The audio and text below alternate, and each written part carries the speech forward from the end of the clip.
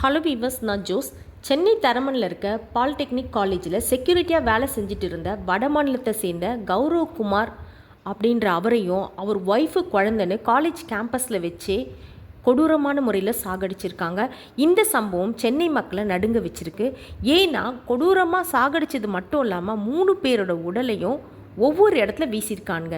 சென்னை அடையாறில் 26 அன்னைக்கு சாக்கு மூட்டையில் ரத்தம் வழிஞ்சிட்டு இருக்கிறத பார்த்த அந்த ஏரியா மக்கள் பதறி போய் போலீஸ்க்கு கால் பண்ணியிருக்காங்க. உடனே போலீஸ் அந்த பிளேஸ்க்கு சாக்கு மூட்டையை பிரித்து பார்த்துருக்காங்க. அதில் 25 வயது மதிக்கத்தக்க ஒரு பர்சன் ரொம்ப கொடூரமான முறையில் கொலை செஞ்சு போட்டிருக்காங்க.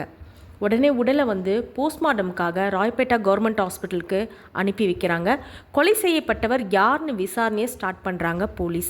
அந்த ஏரியாவில் இருக்க சிசிடிவி ஃபுட்டேஜை கலெக்ட் பண்ணுறாங்க. அதில் யாரோ 2 அன்னோன் பர்சன் பைக்கில் சாக்கு முட்டையை வீசிட்டு போகிறத பார்க்குறாங்க.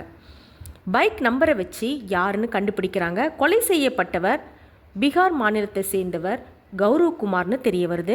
இவர் சென்னைக்கு தன்னோட ஃபேமிலியோட வேலை தேடி வந்திருக்காரு சென்னைக்கு. இவரோட ஷர்ட் பேக்கெட்டில் ஒரு செல்ஃபோன் நம்பர் எழுதி வச்சுருந்துருக்காரு. அதை பார்த்துட்டு போலீஸ் அந்த நம்பருக்கு கால் செஞ்சு கேட்குறாங்க. அது ஒரு ப்ரைவேட் செக்யூரிட்டி ஆஃபீஸ் நம்பர் அப்படின்னு தெரிய வருது. ஃபர்ஸ்ட் அந்த ஆஃபீஸ்க்கு போயிட்டு தான் கௌரவகுமார் தான் ஒய்ஃபோடு போயிட்டு எனக்கு செக்யூரிட்டி வேலை கொடுங்க அப்படின்னு சொல்லி ஜனவரி 22 தான் கேட்டிருக்காரு.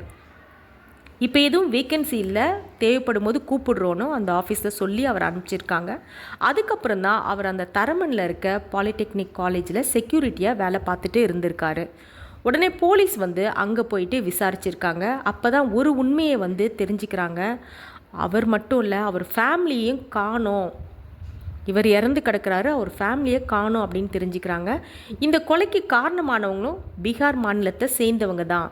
இந்த கொலையை சிக்கந்தர், நரேந்திரகுமார், ரவீந்திரநாத் தாகூர், விகாஸ் அப்படின்னு ஒரு 5 பேர் சேர்ந்து இந்த கொலையை செஞ்சுருக்காங்கன்னு போலீஸ் கண்டுபிடிக்கிறாங்க.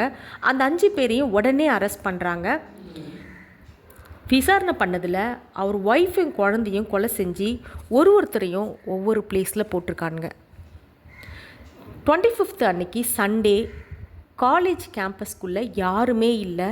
தனியாக இருந்த கௌரவகுமாரோட ஒய்ஃப் கிட்ட பீகாரை சேர்ந்த அந்த சிக்கந்தரும் மற்ற 4 பேரும் சேர்ந்து தப்பாக நடந்திருக்கானுங்க. நல்லா குடிச்சிருந்துருக்கானுங்க அவனுங்க. அங்கே கத்துற சத்தத்தை கேட்டு கௌரவகுமார் ஓடி வந்திருக்காரு. அவரை அடிச்சுட்டு இந்த மனுஷ மிருகங்க சொல்கிறதுக்கே ரொம்ப கஷ்டமாக இருக்குது. அவங்கள கௌரவகுமாரோட ஒய்ஃபை பாலியல் வன்கொடுமை செஞ்சுருக்காங்க. தடுக்க முயற்சி செஞ்ச கௌரவகுமாரை அடித்து கொண்டிருக்காங்க. அவர் ஒய்ஃபையும் கொடூரமான முறையில் அடித்து சாகடிச்சிருக்காங்க. இதை பார்த்து குழந்தை கதறி அழுதுருக்கு. மனசாட்சியே இல்லாத அந்த மிருகங்க அந்த 2 வயசான ஆண் குழந்தைய கொன்னிருக்கானுங்க. அதுக்கப்புறம் கௌரவகுமாரோட உடம்பை சாக்கு மூட்டையில் கட்டி தூக்கி வீசியிருக்காங்க. அடையார் இந்திரா நகரில் இருக்க 6 பக்கத்தில் குழந்தையோட உடம்பையும் வீசியிருக்காங்க. அவர் ஒய்ஃபோட உடம்பை பெருங்குடி குப்பை கிடங்கில் வீசியிருக்காங்க. 3 நாளாக தேடி கண்டுபிடிச்சிருக்காங்க போலீஸார். ஜனவரி 25 தான் சென்னைக்கு வேலை தேடி வந்திருக்காரு. அவர் வெறும் கொஞ்சம் டேஸ் தான் ஆகுது. ஜனவரி 21 தான் வேலை தேடியே சென்னைக்கு வந்திருக்காரு அந்த கௌரவகுமார். இவர் பீகாரை சேர்ந்த, அவரும் பீகார் மாநிலத்தை சேர்ந்தவர் தான். கொலை செஞ்சவங்களும் அதே பீகாரை சேர்ந்தவங்க தான். அந்த 5 பேர் கட்டுமான தொழில் செஞ்சிட்டு இருந்திருக்கானுங்க. அவனுங்க ஒரு ஃபேமிலியை கொடூரமாக கொலை பண்ணிவிட்டு எப்படி தைரியமாக தப்பிச்சிடலாம் அப்படின்னு நினச்சாங்கன்னு தெரியல. இந்த மாதிரியான குற்றங்களுக்கு கொலையாளிகளுக்கு கடுமையான தண்டனை கொடுக்கணும்.